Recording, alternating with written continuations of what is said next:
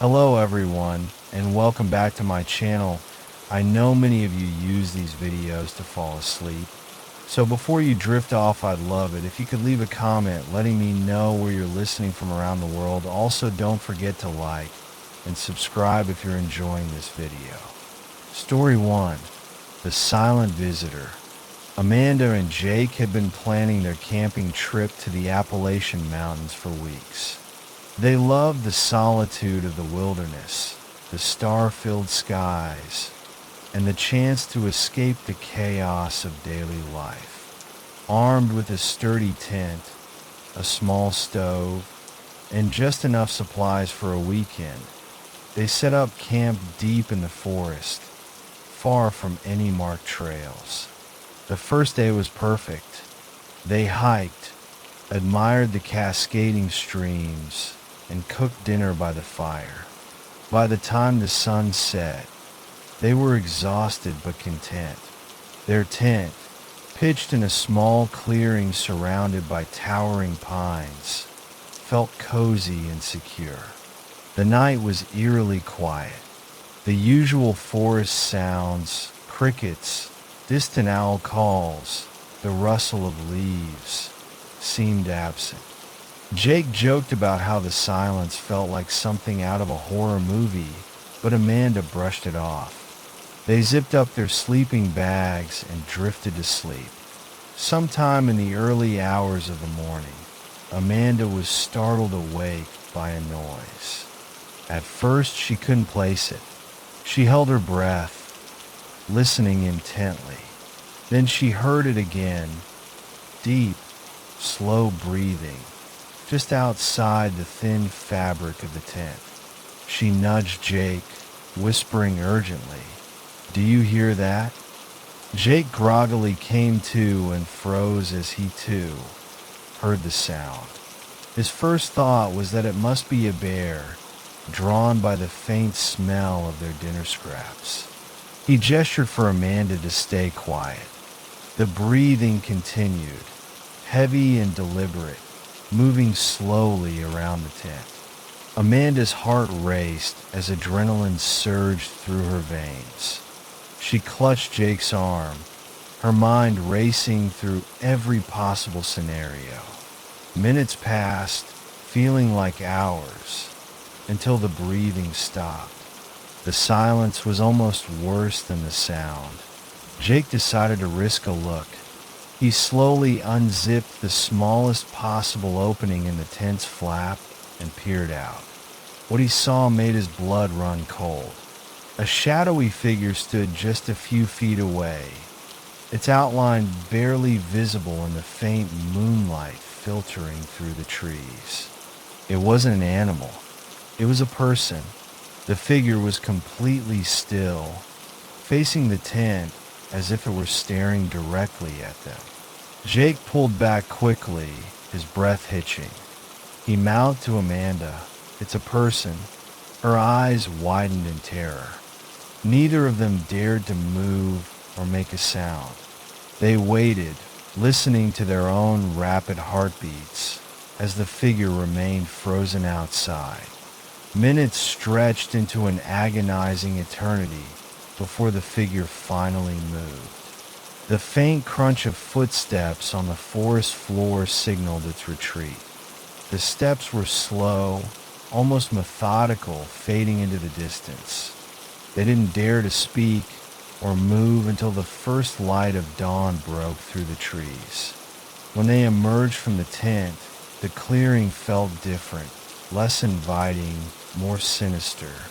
They scanned the area for signs of the visitor. Near the tent, they found them, footprints.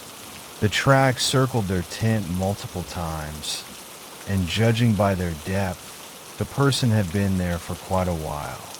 Amanda and Jake didn't waste a second. They packed up their belongings in record time and made their way back to their car, hearts still pounding. As they drove away, Amanda couldn't shake the feeling that whoever, or whatever, had visited them in the night wasn't just passing through. She glanced in the rearview mirror one last time, half expecting to see the figure standing at the edge of the woods, watching them leave. They never returned to that campsite, but the memory of that night stayed with them. The wilderness, once a place of peace and beauty, now felt like a realm of unknown and unseen dangers. Story 2. The Polaroid. It was supposed to be a relaxing weekend getaway for 4 friends: Emma, Jack, Laura, and Mike. They had chosen a remote national park, far from the noise of the city, to camp, hike, and enjoy the serenity of nature. The spot they picked was perfect, a clearing surrounded by tall pine trees, with a narrow creek bubbling nearby. They set up their tents, built a small fire, and settled in for what they hoped would be an uneventful evening under the stars. The first day was calm and uneventful. They spent their time hiking through the woods, snapping pictures with their phones, and laughing about old times. As the sun began to dip behind the mountains, they returned to their campsite, cooked dinner, and shared ghost stories by the fire. That's when Mike brought it up. "I saw an old cabin about a mile from here," he said, poking the fire with a stick. "It's falling apart, but it might be fun to check out tomorrow." Emma wrinkled her nose. "Cabins in the woods are how all the horror movies start." "Don't be dramatic," Jack said, grinning. "It's probably just some ranger station or something." Laura shrugged. "As long as it's during the day, I'm in." The others agreed, and with that, they put out the fire and headed to their tents. The night passed without incident, though Emma thought she heard a faint rustling outside her tent in the early hours. She chalked it up to the wind or a curious animal and went back to sleep. The next morning, after breakfast, they followed Mike's lead through the forest to the cabin.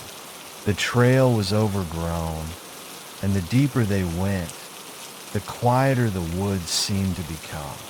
No birds, no insects, just the crunch of their boots on the forest floor. When they finally reached the cabin, it looked worse than Mike had described. The roof sagged in the middle, and the windows were either broken or boarded up. The wooden walls were weathered and gray, streaked with moss and lichen. "Looks charming," Emma said dryly. Jack pushed open the creaky door, and they stepped inside. The air was musty and thick, filled with the scent of rotting wood. Dust motes floated in the weak sunlight that streamed through the cracks in the walls. The cabin was empty except for a rickety table, a few broken chairs, and some rusted tools scattered on the floor. But then Laura noticed something on the table. "Look at this," she said, picking up a Polaroid camera. It was old but surprisingly intact, with a photo still sticking out of the slot. "Does it still work?" Jack asked. "I doubt it," Laura replied, but she pulled out the photo anyway.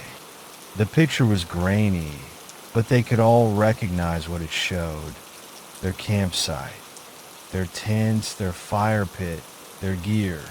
It was all there, but the photo had been taken from the perspective of the woods, from the outside. The group exchanged uneasy glances. "Did any of you take this?"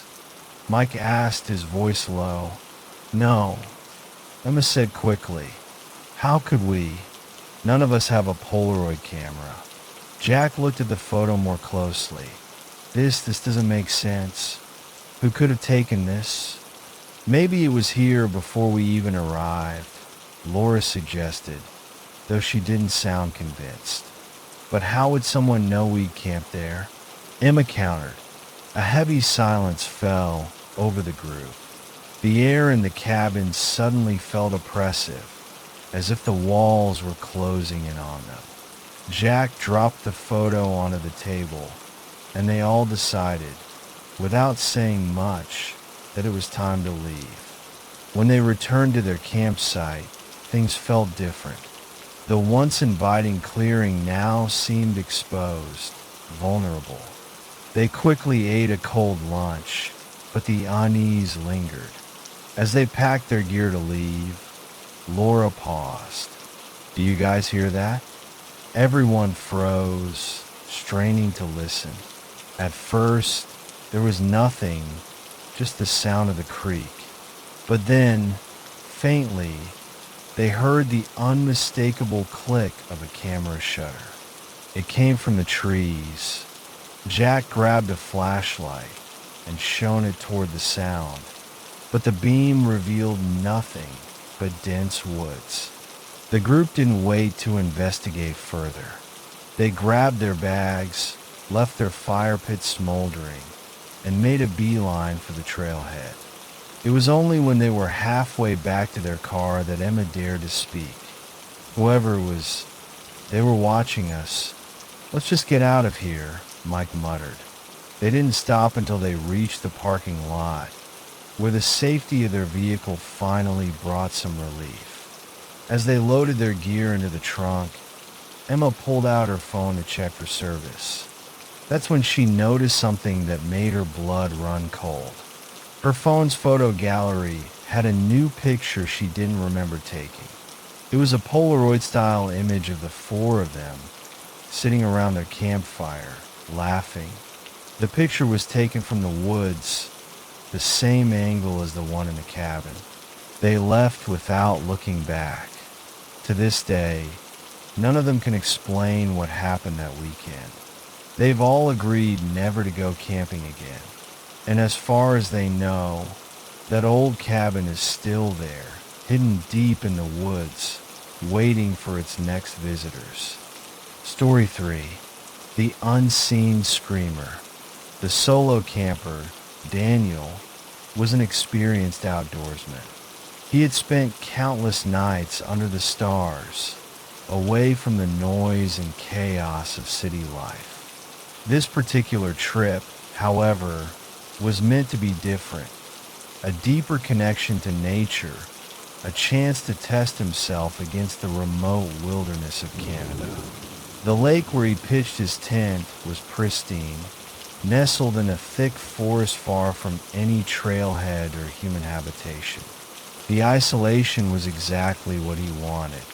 Daniel set up camp, cooked a simple meal over a fire, and watched the sun dip below the horizon, painting the sky in hues of orange and purple. By the time darkness fell, the forest had grown eerily silent, save for the occasional rustle of leaves and distant hoot of an owl. Tired from the day's hike, Daniel crawled into his tent and zipped it up tight. The lake's gentle waves lapping at the shore lulled him into a peaceful sleep. He wasn't sure what time it was when he woke up, but the scream jolted him upright. It wasn't an animal sound. Daniel had heard foxes, bobcats, and even cougars in the wild before. Those screams were unnerving, but natural. This was different. It was distinctly human, high-pitched, filled with pain and terror. It echoed through the trees, bouncing off the lake's surface and sending a chill down his spine. Gripping his flashlight, Daniel unzipped his tent just enough to peek outside.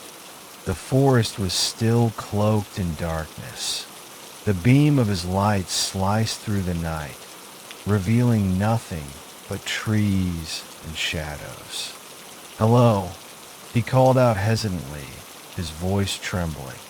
There was no response. The scream came again, closer this time. His heart pounded as he scanned the area with his flashlight. Still, there was no sign of anyone or anything. For hours, the screams continued sporadically. Sometimes they sounded distant, like they were coming from the far side of the lake. Other times, they seemed unnervingly close, as if the source was just beyond the circle of trees surrounding his campsite. Daniel tried to rationalize it. Maybe it was a prank or some lost hiker trying to signal for help. But deep down, he knew neither explanation felt right. He thought about packing up and leaving, but the idea of hiking through the dense forest in the middle of the night with whatever was out there seemed even more dangerous.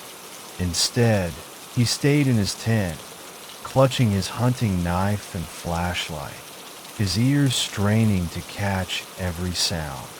By the time the first light of dawn began to filter through the trees, the screams had stopped. The forest was unnaturally quiet, as if holding its breath. Daniel emerged from his tent cautiously, scanning the area for any sign of the source of the night's terror. There were no footprints, no broken branches, no signs of a struggle. He checked the perimeter of his camp, then ventured toward the lake. The still water reflected the pale morning sky, undisturbed and serene. He decided to search further, heading into the woods where the screams had seemed loudest. The forest floor was damp, the soft earth perfect for capturing footprints. But there was nothing, not a single trace of another person or animal. It was as if the screams had never happened. The unease followed Daniel as he packed up his camp and began the trek back to his car. The forest felt different now, less inviting and more oppressive. He kept looking over his shoulder, half expecting to see something or someone following him. But the woods remained empty, silent. When Daniel finally reached his car and drove away, he couldn't shake the feeling that he had been watched the entire time.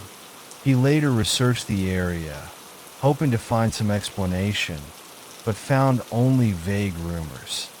Stories of hikers hearing strange cries in the woods, legends of spirits haunting the lake. To this day, Daniel doesn't know what he heard that night. The memory of the screams still haunts him, a chilling reminder that some things in the wilderness defy explanation. Story 4. The Ghostly Girl. The Ozarks were always a beautiful place to camp, but on this particular trip, the forest felt different. The trees stood tall, their twisted limbs seeming to stretch toward the sky, casting long shadows over the small family's campsite. The air was thick with the scent of pine and damp earth, a constant reminder that they were deep in nature, far from civilization. The Davis family, parents Mark and Sarah, along with their 2 kids, Jack and Lily, had set up camp by a small creek on the outskirts of a dense forest. It had been a typical day, setting up the tents, gathering firewood, and roasting marshmallows as the sun began to set. As dusk turned the sky into shades of orange and purple, they settled around the fire, telling stories and laughing. But as the night crept closer, the atmosphere began to change. Mark was the first to notice her. A little girl, no older than 6 or 7, appeared at the edge of their camp. She was standing silently at the tree line, her pale face framed by long, dark hair. Her clothes were strange, an old-fashioned dress, faded and worn, with frills around the collar. The fabric looked too delicate for the wilderness, and the girl's bare feet seemed odd, as though she didn't belong in the rough terrain. Mark squinted at her, trying to make sense of her presence. "Is that a kid?" he asked, his voice unsure. Sarah turned and followed his gaze. At first, she thought it might have been another family camping nearby, but the girl was alone, standing motionless in the gathering dusk. "Should we go check on her?" Sarah asked, unease beginning to gnaw at her. Probably just lost, Mark replied, but the doubt in his voice made Sarah hesitate. Jack and Lily, both in their early teens, noticed the girl too. Maybe she needs help, Jack said, already starting to get up. Before anyone could act, the girl turned sharply and ran into the woods. Her small feet barely made a sound against the underbrush as she disappeared into the trees, her form vanishing with the fading light. Did she just run away? Lily asked, her voice trembling. That was weird. Yeah, Mark agreed, but it's probably nothing. Just a kid playing in the woods. Still, something felt off. Sarah could feel her pulse quicken. She glanced around, but the forest had fallen silent. The chirping of crickets and the rustling of leaves seemed to stop all at once. It felt as though the forest was holding its breath, waiting for something to happen. They tried to shake it off. The kids went back to their campfire, poking at the flames with sticks. Mark and Sarah exchanged uneasy glances, but said nothing more about it. Yet, as the darkness deepened, they couldn't ignore the feeling that something was watching them. Night fell completely, and the family retreated into their tents. The firelight flickered out, leaving only the quiet rustling of the trees outside. The night seemed colder than it should have been, and the silence felt heavier, more oppressive. Mark tried to settle in, but sleep wouldn't come. There was a restlessness in the air, an unease that gnawed at the edges of his thoughts. It was around midnight when they first heard it. A faint giggle, soft and high-pitched, echoed from the woods. It was so quiet at first that Mark wasn't sure if he had imagined it. But then it came again, clearer this time, small, innocent, but with an edge of something darker. It was a child's laughter, but it was wrong, too distant, too echoing in the stillness of the night. Sarah's voice broke the silence. Do you hear that? Mark nodded, his throat tight. Yeah, but where's it coming from? The laughter continued, growing fainter, then closer again. It circled their campsite, like the girl had returned. But the night outside their tent was still, no movement, no sounds of wildlife, just the unsettling giggling that grew louder with every passing moment. Then came the footsteps, slow at first, like someone stepping gingerly over the earth, then faster, almost running in circles around the tent. The sound of small feet brushing the ground seemed to reverberate through the air, and Mark's heart began to race. Get the flashlight, Sarah whispered urgently, but her voice was too strained. Mark grabbed the flashlight from the corner of the tent and unzipped the flap just enough to stick the beam of light outside. He swept it across the area, but there was no sign of anyone. No figure, no child. Just trees. A gust of wind moved through the branches, rattling the leaves, and the laughter and footsteps stopped as suddenly as they had begun. But they couldn't shake the feeling. The presence outside their tent lingered, heavy and palpable, as if something was waiting just beyond the reach of the flashlight's beam. They lay in silence for what felt like hours, the unsettling tension never easing. The giggles and footsteps never returned, but the air was thick with a sense of being watched.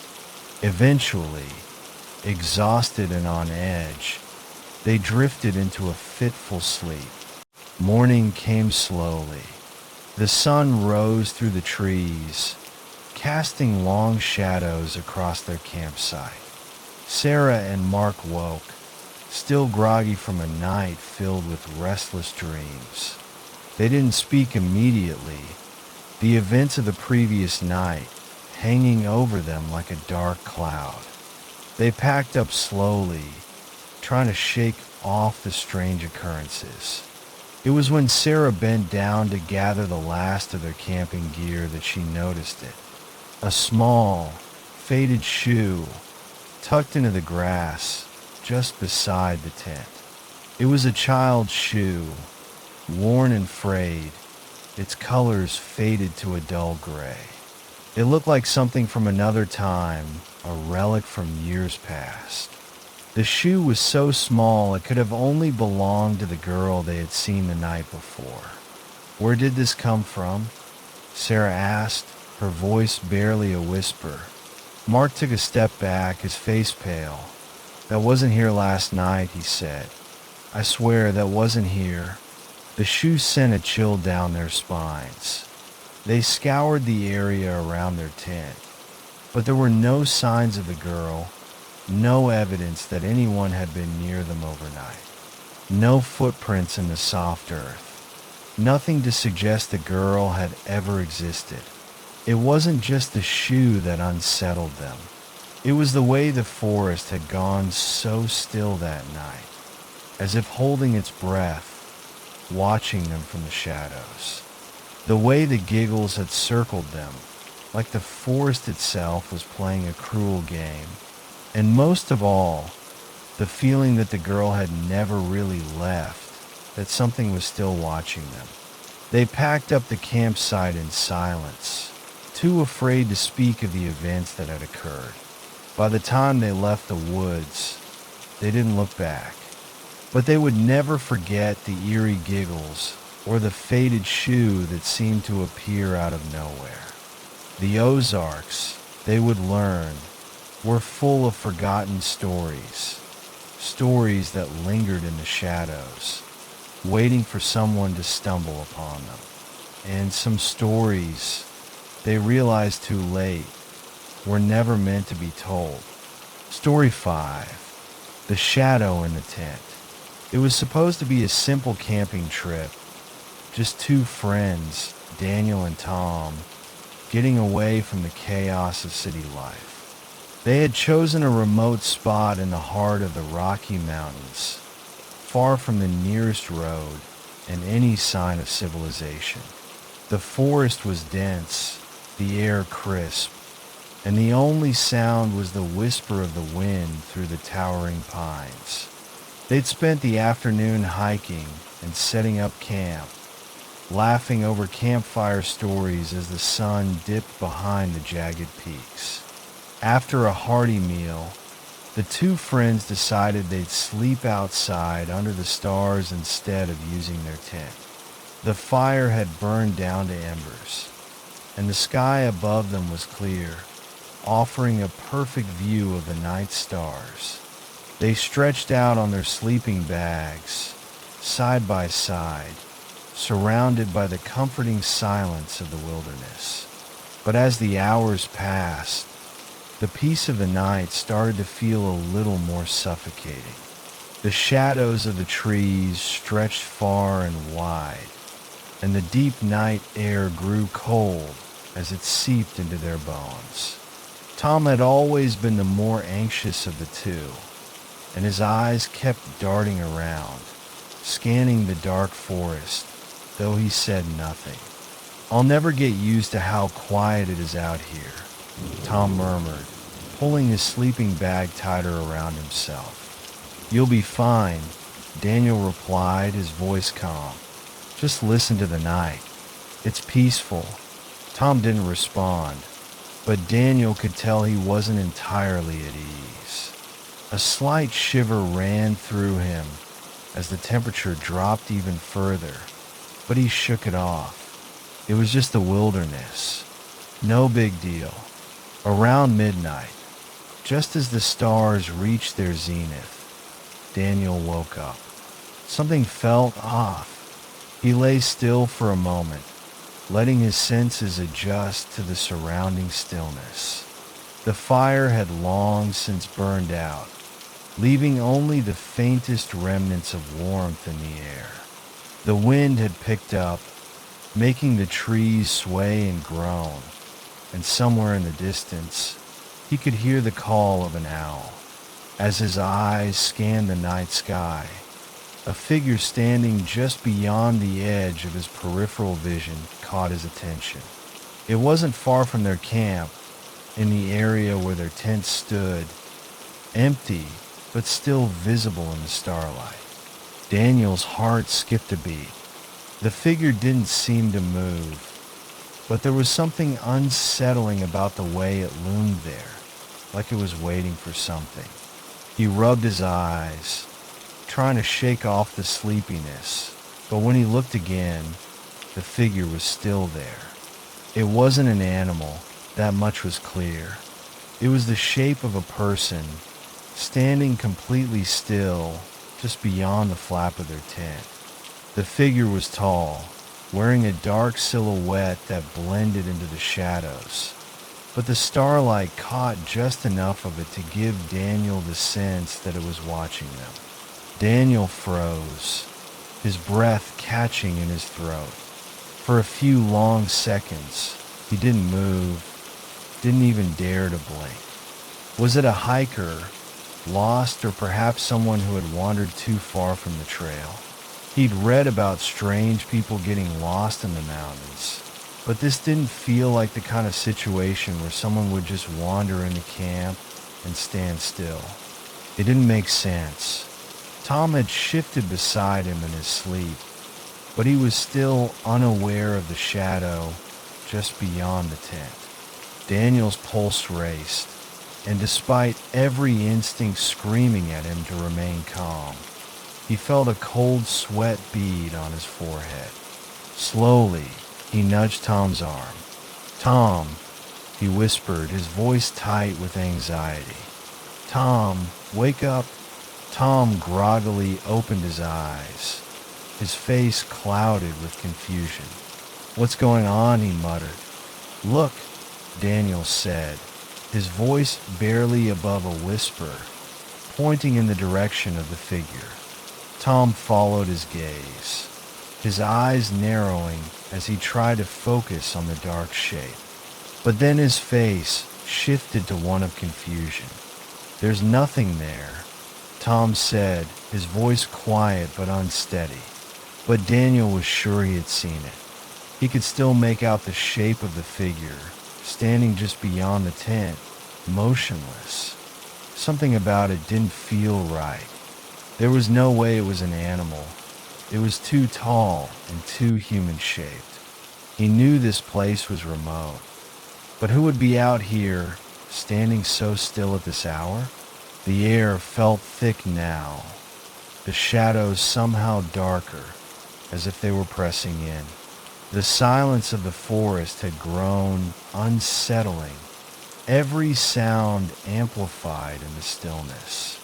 Daniel felt his heart hammering in his chest, the primal instinct to flee rising in his throat. But he couldn't leave without knowing what the hell that figure was. Tom shifted uncomfortably, still half asleep. Maybe it's just a trick of the light or a tree stump. I don't see anything, but Daniel couldn't shake the feeling. It was watching them, waiting. "I'm going to check," Daniel said, his voice suddenly more steady, though the knot in his stomach tightened. He slowly stood up, keeping his eyes on the figure, afraid it would move if he looked away. He grabbed a flashlight from his bag, the beam cutting through the night like a blade. It was barely enough to penetrate the darkness that surrounded them. As he walked toward the tent, his steps slow and cautious, every crackling twig beneath his feet felt like a gunshot. His mind raced with possibilities, each one worse than the last. The shadows seemed to move as he neared the spot where he had seen the figure. He was almost there, but when Daniel reached the tent, he stopped dead in his tracks. The tent was empty. No one was inside. No figure, no shadow, just the remnants of their sleeping bags, undisturbed. No sign of anyone or anything there. Daniel's blood ran cold. "Tom," he called out, his voice shaky. Tom was now standing beside him, looking just as confused and frightened as Daniel felt. "What's wrong?" "There was someone," Daniel whispered, his voice barely audible. "Right here, standing in the tent." "What are you talking about?" "There's no one here," Tom replied, glancing around. Daniel didn't know how to explain it. The shadow was gone, just like that, as if it had never existed. They checked the area around the camp, but it was as quiet as the rest of the wilderness. No footprints, no movement, just the cold, empty air of the forest. The friends spent the rest of the night with their eyes wide open, scanning the dark, not trusting the shadows. They kept the fire burning until the first light of dawn broke through the trees. But as they packed up their gear and prepared to leave, they felt a deep unease, the sensation that something had been watching them all along. Even as they left the campsite, Daniel couldn't shake the feeling that the shadow had never truly left. In the years that followed, both Daniel and Tom would revisit the memory, often speaking of it with a quiet dread.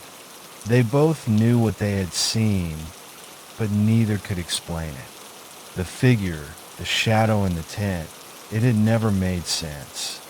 But some things, they realized, weren't meant to be explained. Sometimes, the wilderness just holds its secrets close, waiting for someone to stumble upon them. Story 6. The Marked Trees. It was supposed to be a quiet retreat, just a few days in the woods to escape the hustle and bustle of everyday life. Ethan, a seasoned hiker, had always found solace in the isolation of the wilderness.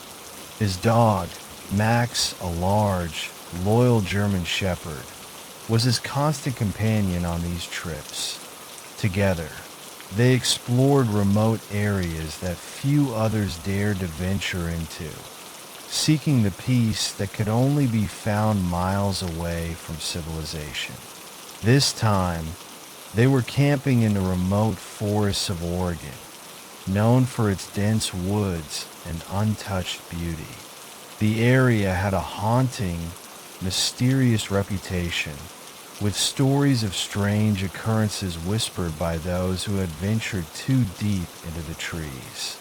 But to Ethan, these were just tales meant to keep people from straying too far off the beaten path. He had no time for superstitions.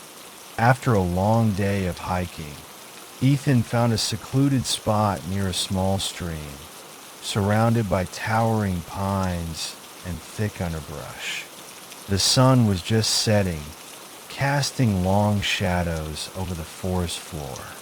He set up his tent, got a small fire going, and settled in for a quiet evening. Max lay by his side, occasionally sniffing the air, as though sensing something strange in the breeze. The night was calm, save for the occasional rustle of leaves in the wind and the distant sound of an owl. As the fire flickered low, Ethan decided to take a short walk around the campsite before turning in for the night. Max followed obediently at his heels, and the two ventured just a little way into the surrounding trees. It was then that Ethan noticed something odd. At the base of one of the nearby trees, there were marks, scratches, deep enough to scar the bark. They were roughly circular, as if something had clawed the tree. But it wasn't just the usual damage caused by animals. The marks were arranged in strange, deliberate patterns, an intricate design that looked almost like symbols, though he didn't recognize them. Curious, Ethan examined the tree, running his fingers along the markings. They were fresh, still damp, as though made recently. He thought about taking a photo, but the feeling in the pit of his stomach made him hesitate. The symbols made no sense. Why would anyone carve these marks into trees in the middle of nowhere? Brushing off the unease that began to stir within him, Ethan returned to camp. He pushed the oddity from his mind, attributing it to the natural forces of the forest. Maybe a bear or some other animal had scratched the trees. He didn't think much more of it as he snuggled into his sleeping bag, Max lying by his side. The second night in the forest, the unease grew. Ethan woke in the middle of the night to the soft sound of twigs snapping underfoot. At first, he thought it was just the wind, but Max had shifted in his sleep. His ears perked up as though something had disturbed him. The dog was unusually alert, his eyes scanning the dark surroundings. Ethan's heart began to race as a strange instinct told him something wasn't right. He lay still for a moment, listening. Nothing but the sound of the wind. But then he heard it again, a faint rustling, followed by another sharp crack of a twig. This time, the sound was closer. Max let out a low growl, his fur bristling. Ethan froze, his senses on high alert. Had someone been walking around their campsite? It seemed unlikely, given the remote location. He had seen no other hikers that day, and the forest felt too vast for anyone to sneak up unnoticed. His thoughts were interrupted by a new sound, the crackling of branches, but this time it was different.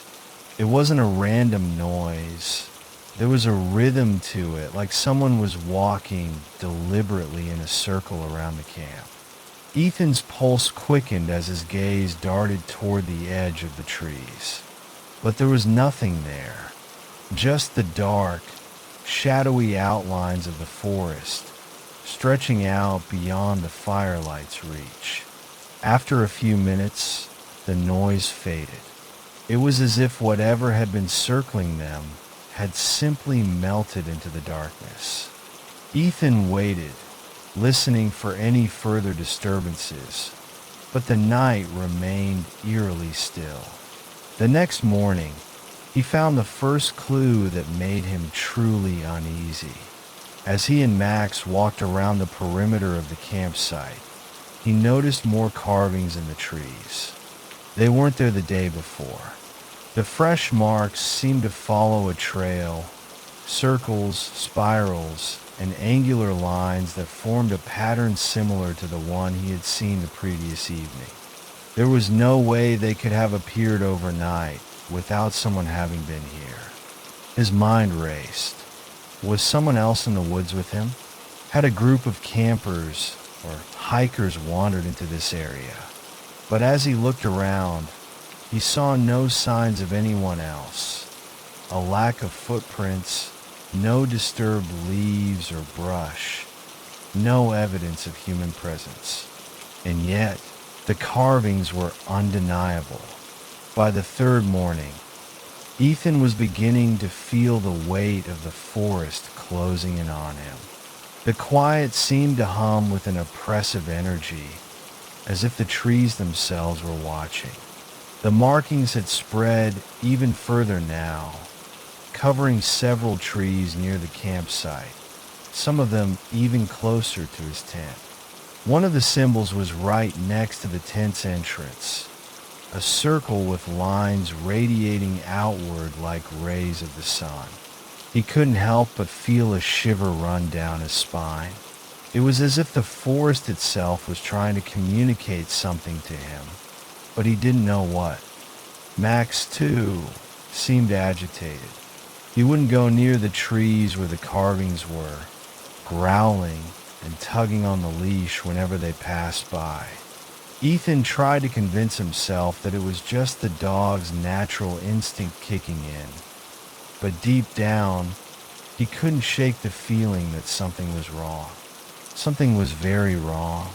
That's when he decided he couldn't stay another night. Packing up his gear quickly, Ethan felt the heavy weight of dread settle in his chest. The forest seemed to press closer around him with each passing second, the trees looming like silent sentinels, their strange markings almost mocking him. He packed up his tent, shoved his belongings into his backpack, and clipped Max's leash to his collar. As he made his way back to the trail, he couldn't resist one last glance over his shoulder. The forest was silent, too silent, and then, as if the trees themselves had been waiting for him to look back, he saw it. In the distance, deeper into the forest, a figure stood at the edge of the trees. It was only a fleeting moment, just a shape caught in his peripheral vision before it disappeared into the shadows. But Ethan knew he had seen something, someone there. His heart pounded as he turned and didn't look back. By the time he reached the trailhead, the feeling of being watched still lingered, gnawing at the back of his mind. He never figured out who or what had made those markings. The symbols remained a mystery, but one thing was certain. Whatever it was, it had been watching him, waiting for him to leave. Ethan swore he would never return to that forest again. Story 7. The Disembodied Voices. It was supposed to be an ordinary camping trip, a break from their studies, an opportunity for a group of college friends to escape the chaos of their daily lives and reconnect with nature. They had heard about a hidden spot near the outskirts of a Civil War battleground, an area reputed to be a quiet, peaceful place to set up camp. The history of the place, soaked in bloodshed and lost lives, only added to its intrigue. The group, 4 friends in total, arrived at the site early in the afternoon. The trees were thick, their trunks gnarled and twisted like the fingers of long-dead warriors still reaching for something lost. The air was thick with the scent of earth, and a distant chill hung in the shadows, despite the warmth of the sun. They found a perfect clearing near a small creek, its gentle flow breaking the eerie silence of the woods. "I can feel the history here," said Tom, the history major of the group, his eyes wide with excitement. He had been talking about this place for weeks, about how it was once a battlefield where thousands of soldiers had fought, bled, and died. He loved immersing himself in stories of the past. "We should hike around tomorrow and see if we can find any old artifacts," suggested Jenny, the adventurous spirit of the group. "Who knows? We might stumble upon something interesting." The rest of them, Rachel, the quiet one who always kept to herself, and Ben, the joker who tried to make light of every situation, agreed. The day passed quickly as they set up camp, unpacked their gear, and lit a small fire. As the sun dipped below the horizon, they gathered around the fire, laughing and telling stories, their voices cutting through the thickening darkness. As night deepened, the temperature dropped, and the firelight flickered. The vast, endless forest around them seemed to close in, enveloping them in shadows. It was only then that they began to hear it. Faint, almost imperceptible whispers coming from the woods beyond the campsite. At first, they dismissed it as the wind. It was an old forest, after all, and the sounds of branches creaking and leaves rustling were to be expected. But the whispers didn't fade. They were too distinct, too deliberate. They weren't carried on the wind. They felt close. Too close. Jenny was the first to break the silence. "Do you hear that?" she asked, her voice barely above a whisper. She had stopped mid-sentence, her eyes scanning the dark trees around them. Rachel, sitting closest to the fire, nodded slowly, her face pale. "It's like whispers, voices, but not from anyone we can see." Tom stood up, brushing the dirt off his pants, his curiosity peaked. "It's probably just some critters or the wind," he said, but there was a nervous edge to his voice now. His eyes kept darting to the shadows beyond the firelight, as if expecting something to emerge from the dark. Ben let out a short laugh, trying to lighten the mood. "Yeah, or maybe it's just the ghosts of Civil War soldiers. They say this place is haunted, right?" The others chuckled nervously, but the laughter quickly died when the whispers grew louder. They no longer felt distant. They felt like they were right there, surrounding them. The voices seemed to shift direction, moving in and out of the trees as if something, or someone, was walking just outside their sight. Rachel stood up abruptly, her face drained of color. "I don't like this," she said, her voice shaking. "It's too unnatural." Tom tried to calm her down. "It's probably just someone else camping nearby. Or maybe an animal." But even as he spoke, he felt it, a cold shiver crawling down his spine, a sensation he couldn't shake. He grabbed his flashlight and shone it into the dark, where the voices seemed to come from. Nothing. The beam of light sliced through the trees, but there was no one there. No animals, no people, just the oppressive stillness of the night, broken only by the occasional rustling of leaves. The whispers continued, their words unclear, but the tone unmistakable. It wasn't the sound of animals, nor was it the rustling of the wind. It was something human. Ben's smile faltered as the whispers intensified, his eyes widening. This isn't funny anymore," he said, his voice suddenly serious. They all stood still, straining to hear the whispers. They came from all directions now, swirling around them in the darkness, impossible to pinpoint. It was as if the very air around them was thick with voices, murmuring, calling out in low, guttural tones. "Should we leave?" Jenny whispered, her eyes darting around nervously. "No," Tom said quickly, his voice shaking. "We can't leave. Not yet. It's just..." Before he could finish, the whispers grew louder, more urgent. It felt like something was right beside them, something invisible, breathing heavily in the darkness. Rachel gripped her arm, her body trembling.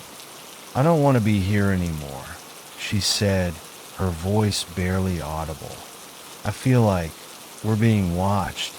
The fire crackled, sending a shower of sparks into the air, but its warmth seemed to do little to chase away the cold that was settling in around them. The whispers were no longer just sounds. They felt like a presence, a weight that pressed against their chests, making it hard to breathe. As the night stretched on, the voices continued, rising and falling in eerie cadences. It felt like hours passed, though no one spoke. They all stayed close to the fire, too frightened to leave the safety of the circle of light it provided. The whispers became clearer, as though the speakers were trying to communicate, but their words were just out of reach. Every time they tried to focus on the sound, it shifted, moving further away, only to return from another direction. Finally, as the first light of dawn began to break through the trees, the whispers stopped. The forest fell silent. No more voices, no more movement, just the eerie calm of the morning mist rolling in. The group was too terrified to speak, each of them feeling the oppressive weight of what had happened. As the sun rose higher, they packed up their camp in silence, not even looking at one another. The trail they had planned to hike that morning was forgotten. Instead, they hurriedly loaded their gear into the car and drove back to town. It wasn't until they reached the small, sleepy diner in the nearby town that they spoke of what had happened. They told the waitress about the strange voices, how they had circled their camp all night, how they had tried to find the source but couldn't. The woman's face grew pale as she listened, and when they finished, she shook her head gravely. "That's the old battlefield," she said, her voice low. "You kids should have known better. They say that place is haunted by the soldiers who never made it home. Some of them still wander the woods, trapped between worlds. They don't like being disturbed." The group of friends left the diner in stunned silence. None of them could explain what had happened, but they all knew one thing for certain. They had experienced something beyond what could be explained. The whispers in the night had been no mere trick of the wind. The next time they set up camp, it would be far from any battlefield, far from the shadows of history. But the whispers, they would never forget the whispers. Story 8. The Creature by the Fire. The desert night in Utah was still, silent, and vast. The kind of stillness that settles deep into your bones and makes the world seem a little unreal, like it exists just beyond your reach. Matt had always found peace in that kind of silence.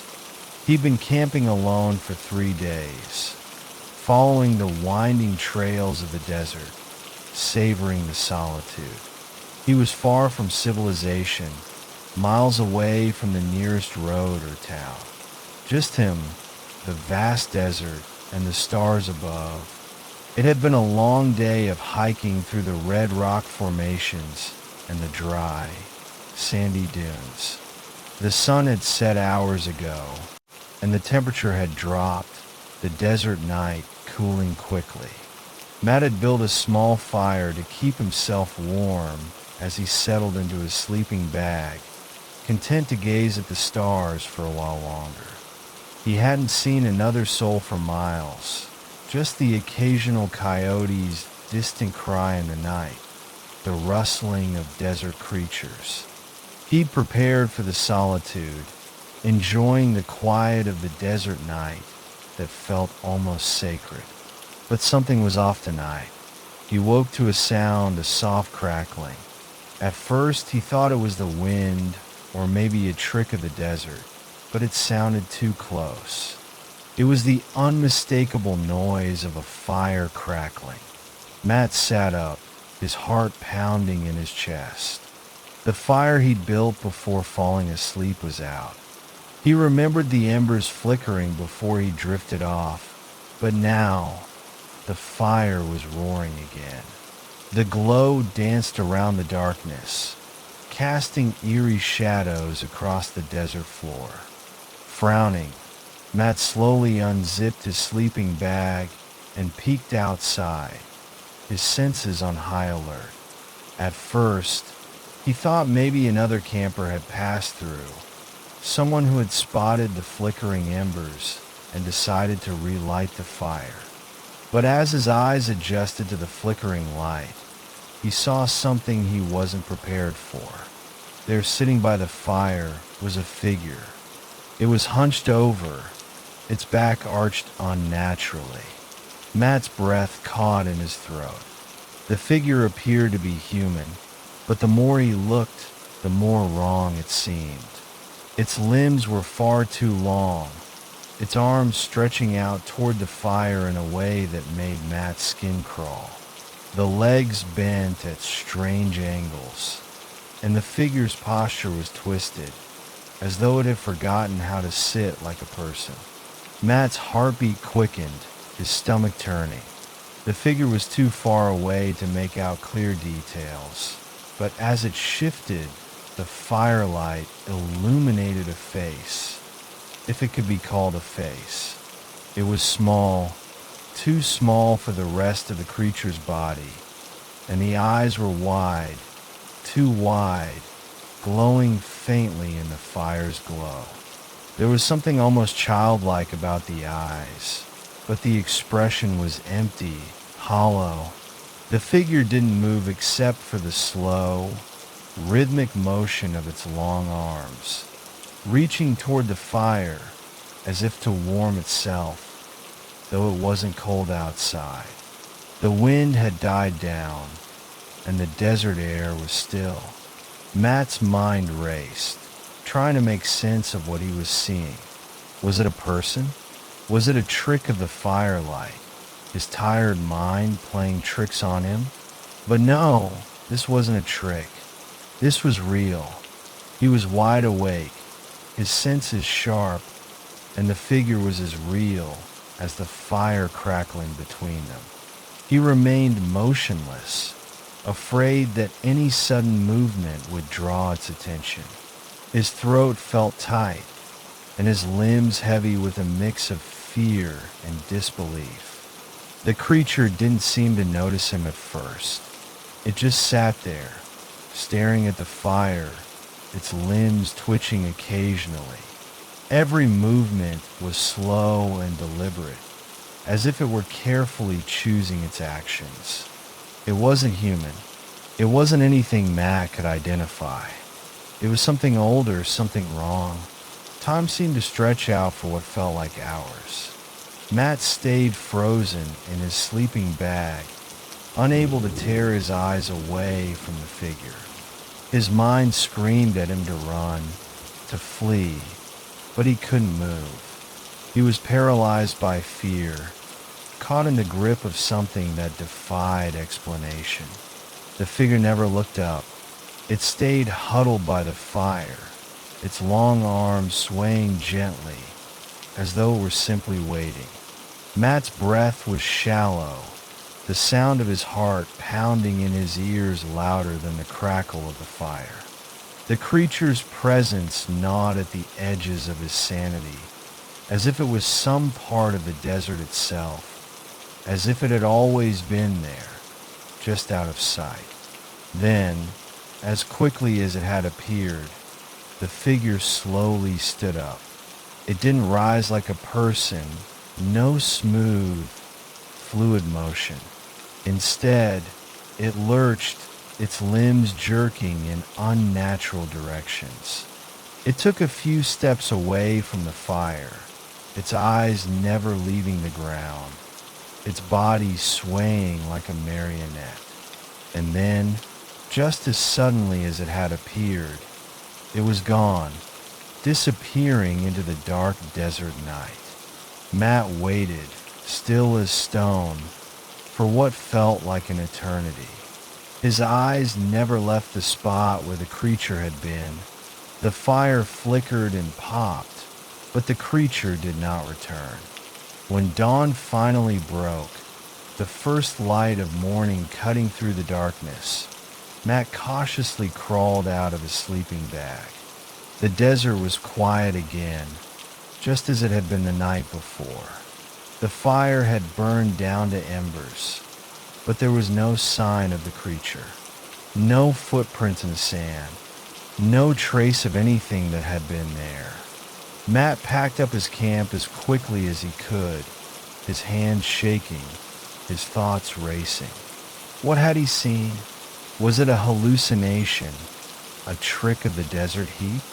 But the fear in his chest told him otherwise. He had seen something real, something that was not meant to be. He left the desert that morning, taking a longer route back to civilization, his eyes constantly scanning the horizon. half expecting the creature to reappear. But it didn't. It stayed in the desert, hiding in the shadows, waiting for the next unsuspecting traveler to wander too close to the fire. And Matt would never forget what he had seen. The creature by the fire, with its long limbs and small, hollow face. The thing that didn't belong. The thing that watched in the desert night, waiting for something or someone to come close enough to claim. Story 9. The Vanishing Camper. The dense forest of the Pacific Northwest is known for its rugged beauty. Tall pines, cascading rivers, and moss-covered rocks that seem to stretch on forever. It was exactly the kind of place that drew Adam, Ben, and Sarah, 3 college friends on a weekend hiking trip to escape their hectic lives in the city. They'd been preparing for weeks, researching trails, packing gear, and checking the weather, eager for a peaceful getaway in the wild. They set off on a well-known trail that would lead them through the forest, down to a riverbank, where they could camp for the night. The first few hours were filled with laughter and stories, the air crisp and clean. The deeper they ventured into the woods, the quieter everything seemed. Even the birds kept their distance, as if the forest itself were watching them. After an exhausting day of hiking, they finally made camp near a bend in the river. The rushing water was soothing, its constant murmur a perfect backdrop for the campfire they built. As the sun dipped behind the trees, the darkness of the forest enveloped them. But as they sat by the fire, a strange sight caught their eyes. Not far from their camp, on the other side of the river, was a lone tent. It wasn't unusual to see tents in these parts. People often used the trails and the river for recreation. But this tent was oddly situated.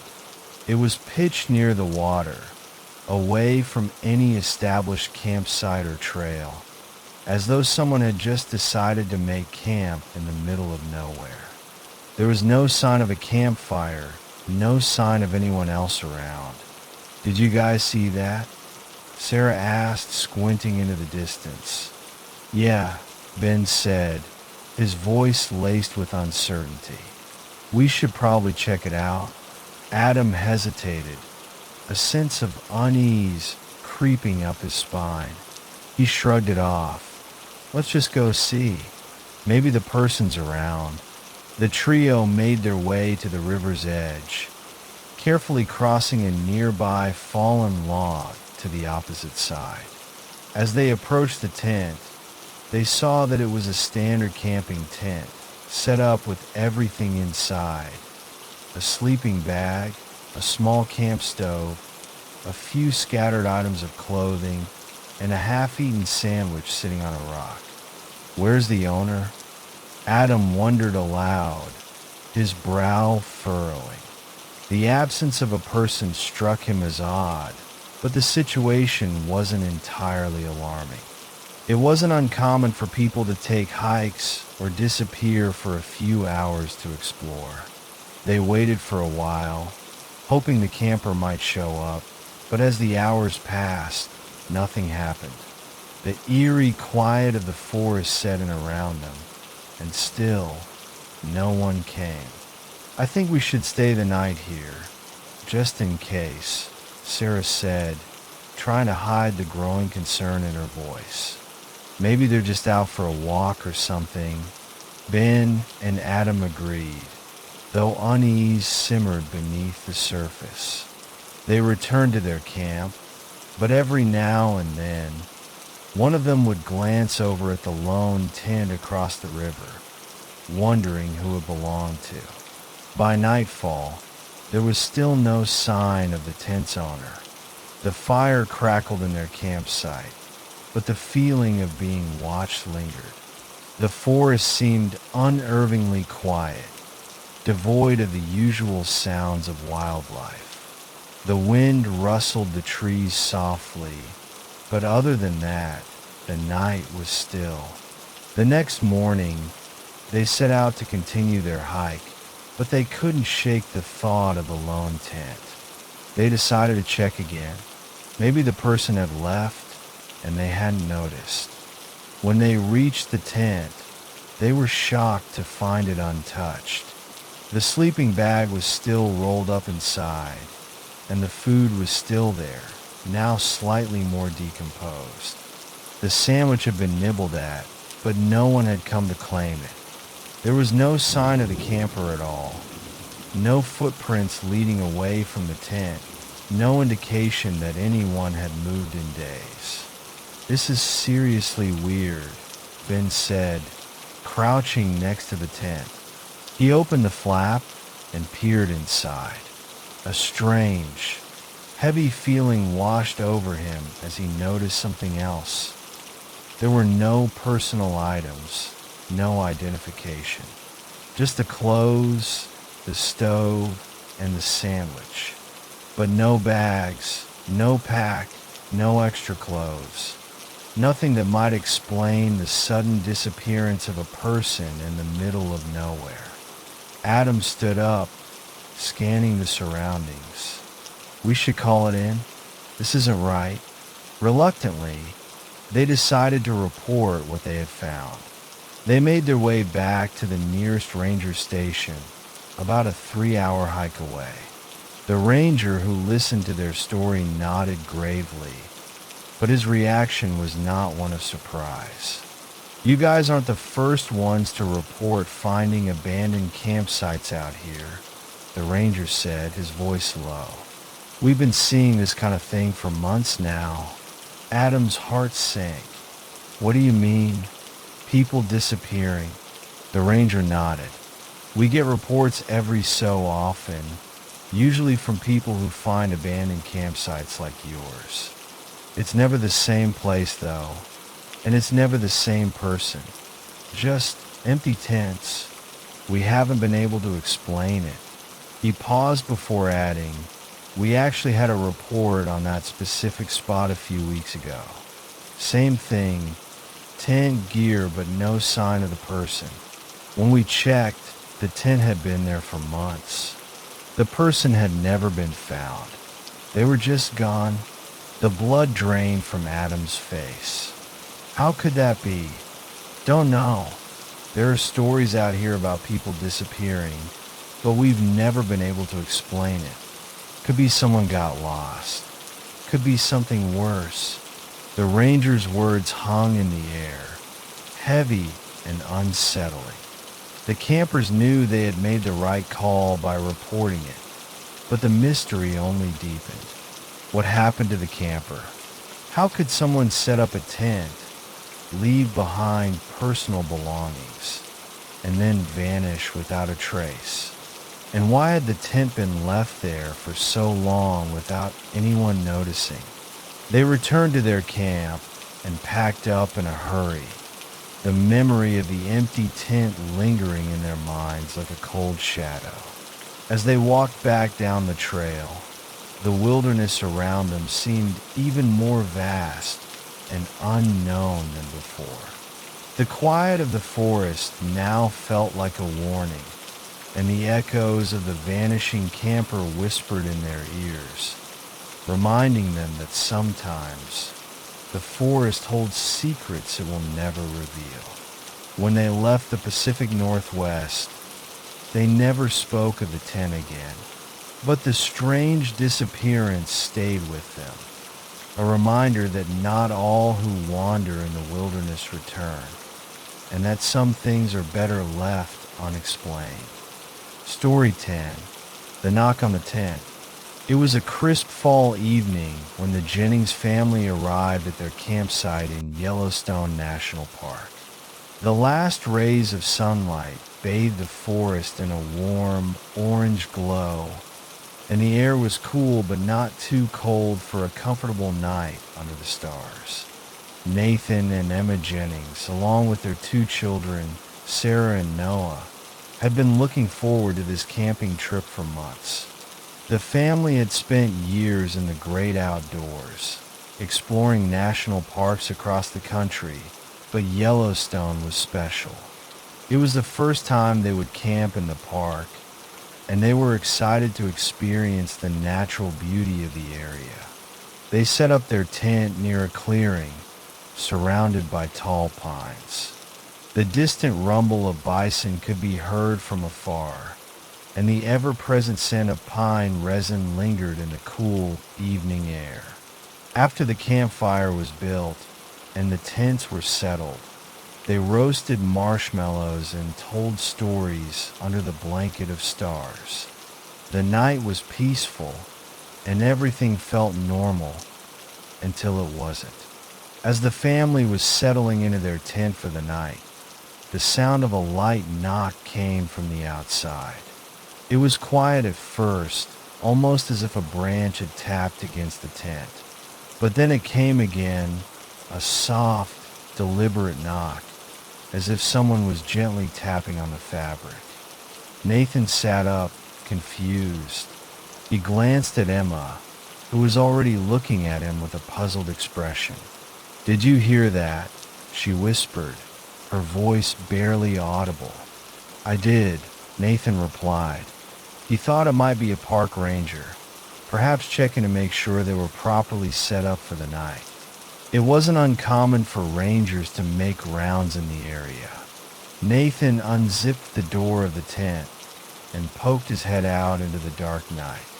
The firelight from the campsite barely illuminated the area outside, but there was no one there. The camp was silent. No rangers, no other campers in sight. He furrowed his brow, confused. Maybe it was an animal, he said, shrugging as he climbed back into the tent and zipped the door closed. But Emma didn't seem convinced. Neither did Sarah, who was now wide awake and clutching her stuffed bear. "I heard it too, Dad," Sarah said, her voice shaking slightly. "Just go back to sleep," Nathan reassured her, though he wasn't entirely sure he believed his own words. They all tried to settle down again, but the peaceful atmosphere had been replaced by an odd tension in the air. Every little sound felt amplified now. The crackle of the fire, the rustling of the leaves, the occasional distant cry of an owl. Then, just as they were starting to relax again, the knocking came once more. This time, it was louder, more distinct. 3 sharp raps, like a knock at a door. It sent a chill down Nathan's spine. He shot up, his heart racing. "What the hell is that?" he muttered under his breath. "Maybe we should check again," Emma suggested, her voice trembling now. Nathan hesitated for a moment before unzipping the tent once more. Again, there was no one there. The campsite was completely still. The fire, which had been burning brightly just moments ago, now flickered weakly. The shadows in the trees seemed to grow longer, more sinister, but the knocking had stopped. "Okay, this is strange," Nathan said, his voice tense. "I don't like this. Let's just stay inside for the night," Emma suggested, her voice quivering. "We'll figure it out in the morning." Reluctantly, Nathan agreed. They all lay back down, trying to sleep, but the night stretched on, unbearably quiet. Every now and then, they would hear another knock, but it was never consistent. Sometimes it would be faint, other times it would be louder. It felt like someone or something was out there, watching them, waiting for them to make the next move. As the hours passed, the knocking came again and again, always sporadic, but never fully ceasing. Each time they checked outside, there was no one there. The unease in the air was palpable. It felt like something was toying with them. Then, just before dawn, the knocking came once more. But this time, It was accompanied by a growl, a low, guttural sound that sent a shiver through Nathan's bones. He rushed to unzip the tent, but before he could, a loud, echoing crack came from the trees nearby. Something large was moving around their campsite, circling them in the dark. "Get the kids," Nathan whispered urgently to Emma, his voice low and shaky. "Stay down. Don't make a sound."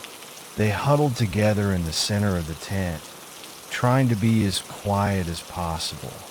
The growl had stopped, but the atmosphere felt charged, like the woods were alive with something unknown. They waited for what felt like an eternity, but the sounds never returned. The campsite fell into an eerie silence once again, broken only by the distant call of birds beginning to stir as the sun began to rise. The next morning, as the first light of dawn filtered through the trees, Nathan decided to check the area outside their tent. His footsteps were cautious as he stepped out into the cool morning air, feeling the weight of the night's events still heavy on his chest. He glanced around the campsite, but nothing seemed out of the ordinary, at least at first. That was when he noticed it. On the trees surrounding their campsite were deep, jagged claw marks. They were etched into the bark like the work of a large animal, or something worse. The marks weren't random. They were deliberate, forming patterns that seemed too precise to be accidental. Some marks were high up on the trunks, others low to the ground, and they seemed to form a circle around the camp, as if whatever had been circling them in the night had left its mark. Nathan's heart pounded in his chest. These weren't the random claw marks of a bear or a mountain lion. They were too deliberate, too unnervingly intentional. He motioned for Emma to come over, and she gasped when she saw them. "They were watching us," she whispered, her voice shaky. They didn't stay much longer. The rest of the day passed in a blur of packing up, their minds still reeling from the strange events of the night. They left the campsite as quickly as possible, never once looking back. To this day, they don't know what caused the knocking or the strange claw marks that encircled their tent. Was it a bear, a prankster, or something far more sinister, lurking in the wilderness, toying with the vulnerable? Whatever it was, it had left its mark on the Jennings family, not just on the trees, but in their minds. And some things, once seen, can never be forgotten.